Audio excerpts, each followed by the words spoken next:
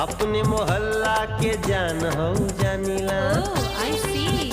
पिए के बाद तो पी पीला पीला रस गुजरिया, फागुन के बरसे रंग बदरिया, सोचिला हरदी घसाए से पहले हो।